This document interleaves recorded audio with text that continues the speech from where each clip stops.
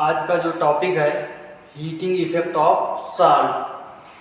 तो इसमें हम देखेंगे जो इनऑर्गेनिक साल्ट्स हैं उनकी रिएक्शन कैसे होती है। तो हम यहाँ पे देखेंगे कि जो कार्बोनेट होते हैं, सल्फेट होते हैं, नाइट्रेट होते हैं, तो उनको जब हीट करेंगे तो क्या प्रोडक्ट बनेगा।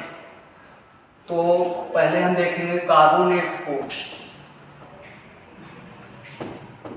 Carbonates,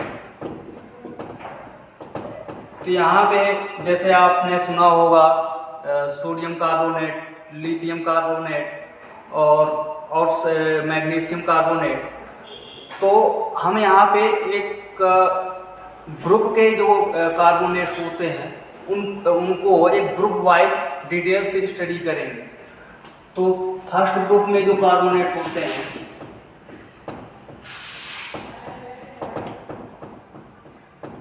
Li2CO3, lithium carbonate, Na2CO3, sodium carbonate, K2CO3, potassium carbonate, Rb2CO3, rubidium carbonate और CS2CO3, caesium carbonate.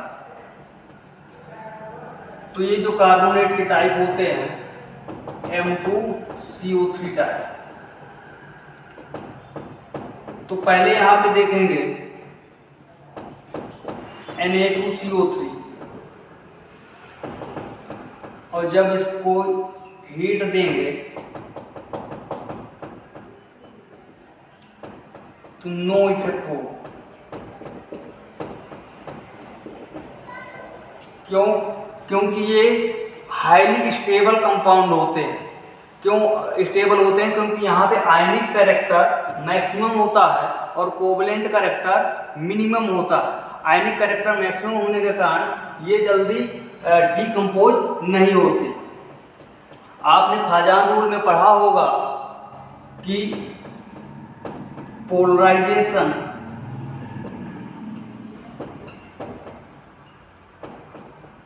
Directly proportional to covalent character and inversely proportional to ionic character. मतलब पोलराइजेशन इंक्रीज होगा तो covalent character increase होगा, और polarisation decrease होगा तो covalent character decrease होगा। और पोलराइजेशन कैसे देखते हैं? Polarization equal to QIA। यहाँ पे Q क्या है? चार्ज, और A क्या है? रेडियस या साइज। मतलब जब चार्ज अधिक होगा और चार्ज मैक्सिमम होगा और साइज क्या होगी? मिनिमम होगी, वहां पे पोलराइजेशन अधिक होगा। जहां पे पोलराइजेशन अधिक होगा वहां पे कोवलेंट कैरेक्टर क्या होगा? मैक्सिमम होगा। तो इसके केस में क्या होता है कि आप देखेंगे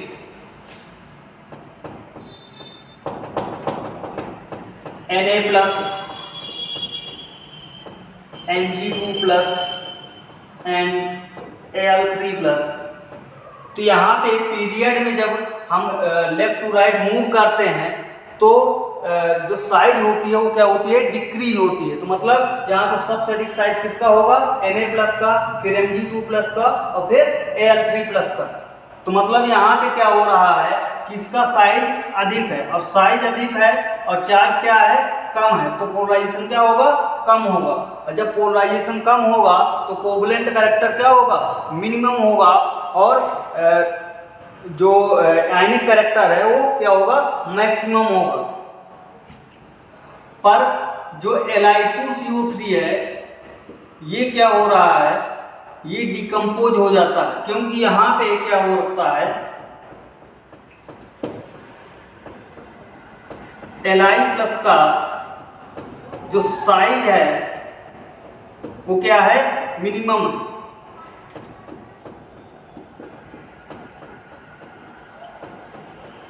साइज क्या है, मिनिमम।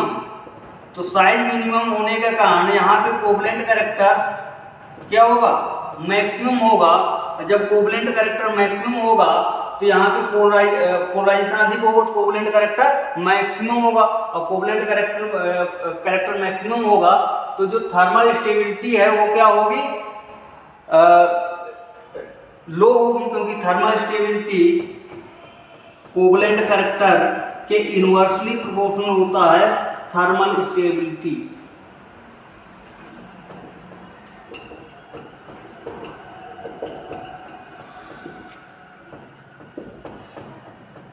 तो यहाँ पे covalent character maximum thermal stability क्या होगी, लो होगी। तो मतलब कम टेम्परेचर पे ही ये क्या हो जाएगा, डिकम्पोज हो जाएगा। तो जो थर्मल स्टेबिलिटी का ऑर्डर होगा वो ऐसे होगा, order of thermal stability.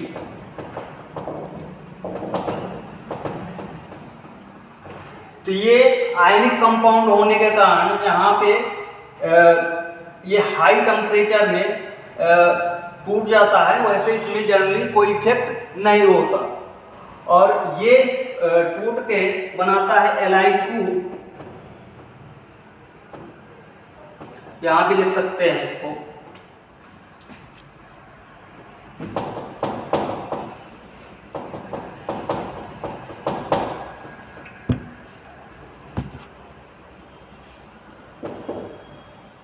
Li2CO3। ये डिकम्पोज होता है और बनाता है lithium oxide plus CO2 gas.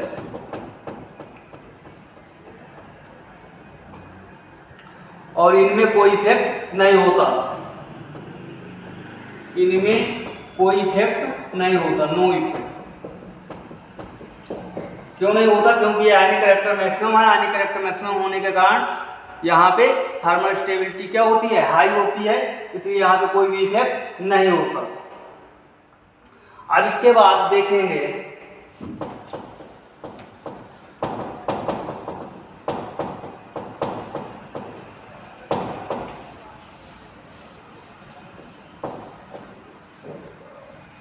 Second group के जो कार्बोनेट होंगे,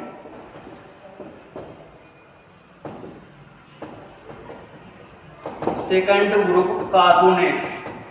तो इसमें आपके पास होते हैं BeCO3, beryllium carbonate, magnesium carbonate, calcium carbonate, strontium carbonate और बेरियम कार्बोनेट। इसमें भी वही ऑर्डर आता है। तो जैसे हम इसको लेंगे MgCO3, तो ये डिकम्पोज होगा और बनाएगा MgO प्लस CO2, तो MgO CO2। तो यहाँ पे जो थर्मल स्टेबिलिटी का ऑर्डर होता है, क्योंकि इसका साइज सबसे कम है, तो साइज कम है तो यहाँ पे कोवलेंट कैरेक्टर क्या होगा, मैक्सिमम होगा। और कोवलेंट कैरेक्टर मैक्सिमम होगा तो जो थर्मल स्टेबिलिटी होगी, थर्मल स्टेबिलिटी वो क्या होगी, मिनिमम होगी। तो ये क्या हो गया, थर्मल स्टेबिलिटी का ऑर्डर।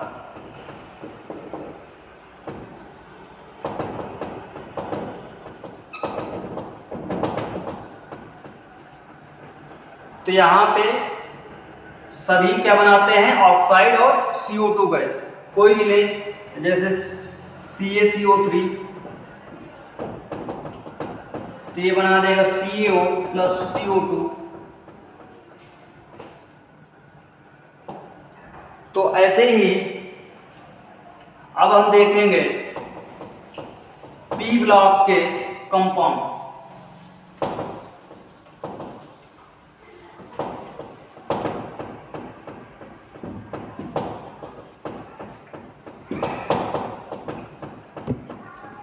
P ब्लॉक कार्बोनेट, इसमें Al2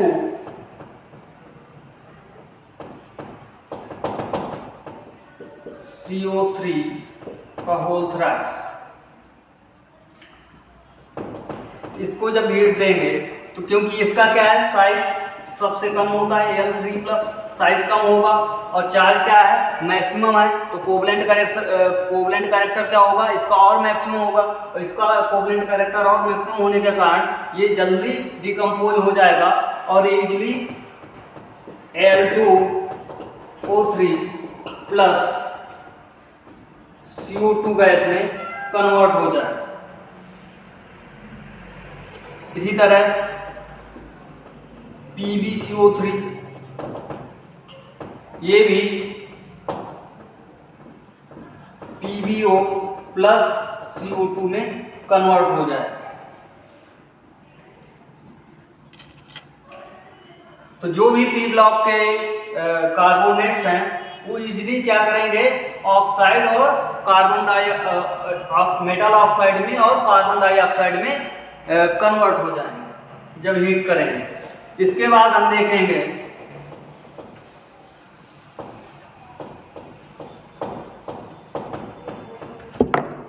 transition metal carbonate. Transition metal carbonate. तो जो ट्रांजिशन मेटल कार्बोनेट्स हैं आपके पास, जैसे ZnCO3,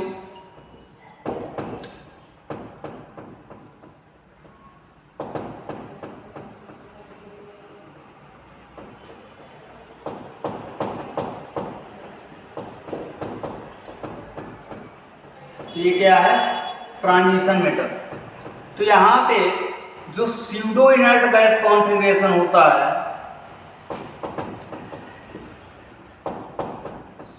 स्यूडो इनर्ट गैस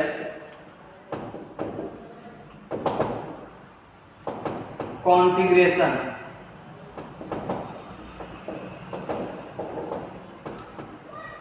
जिसमें 3D10 या 4D10 या 5D10 में इलेक्ट्रॉन होता है, तो ये स्यूडो इनर्ट गैस कॉन्फ़िगरेशन कहते हैं। तो जो स्टेबिलिटी होती है, मतलब कोवलेंट कैरेक्टर होता है, वो सबसे अधिक होता है पहले स्यूडो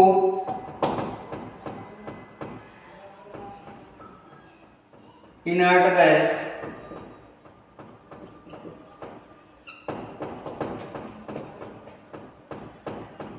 इसके बाद नॉन इनर्ट गैस,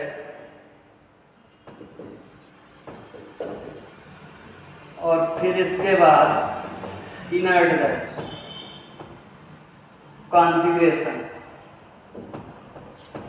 तो पहले क्या होगा, स्यूडो इनर्ट गैस कॉन्फ़िगरेशन, सबसे अधिक कोवलेंट कैरेक्टर किसका होगा, स्यूडो इनर्ट, फिर इसके बाद नॉन इनर्ट गैस और फिर inert gas configuration.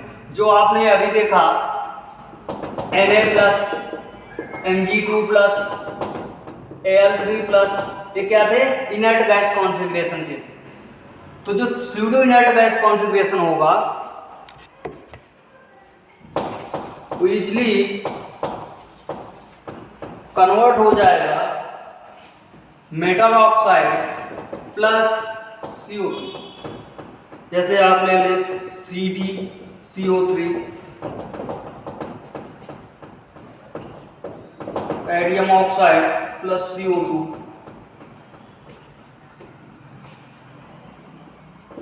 Ferrous carbonate,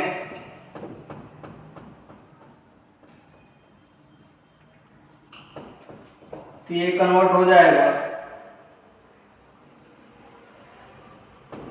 Fe2O3 plus CO2। तो कोई भी ट्रांजिशन मेटल कार्बोनेट लेंगे वो ऑक्साइड और मेटल ऑक्साइड और कार्बन डाइऑक्साइड में कन्वर्ट हो जाए। इसके बाद हम देखेंगे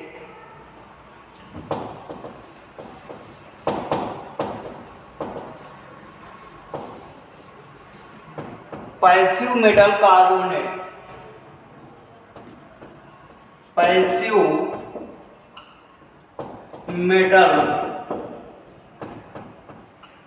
कार्बोनेट। तो पैसिव मेटल क्या है? पैसिव मेटल हो, तो अब देखेंगे passive metal carbonate, passive metal carbonate. तो पैसिव मेटल क्या है? सिल्वर हो गया, गोल्ड, मरकरी और प्लेटिनम, ये क्या है? Passive metal. तो यहाँ पे इनके जो कार्बोनेट्स होंगे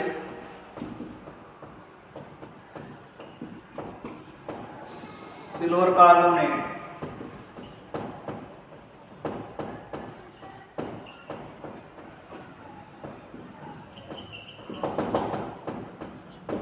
और प्लेटिनम कार्बोनेट।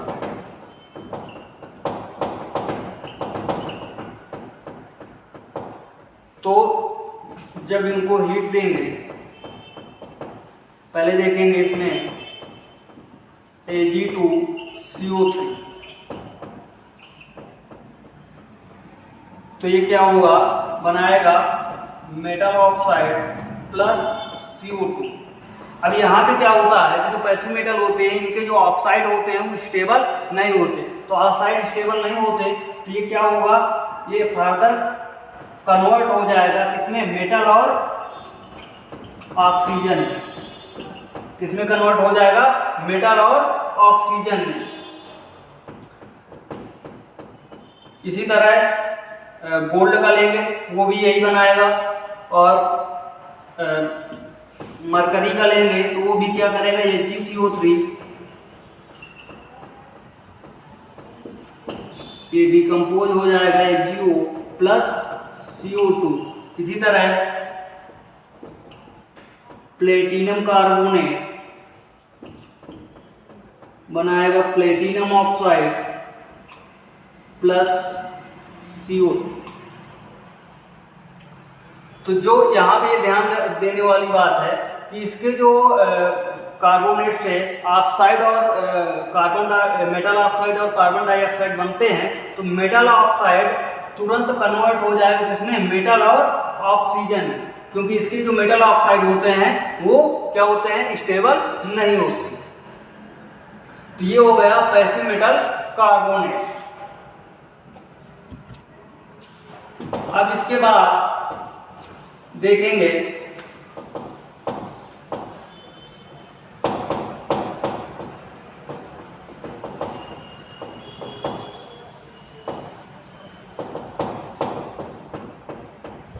बाइकार्बोनेट।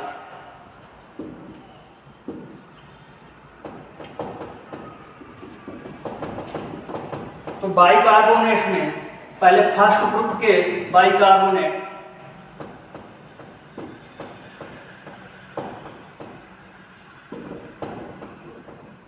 ये है आपके पास lithium bicarbonate, sodium bicarbonate, potassium bicarbonate, rubidium bicarbonate और सीजियम बाइकार्बोनेट।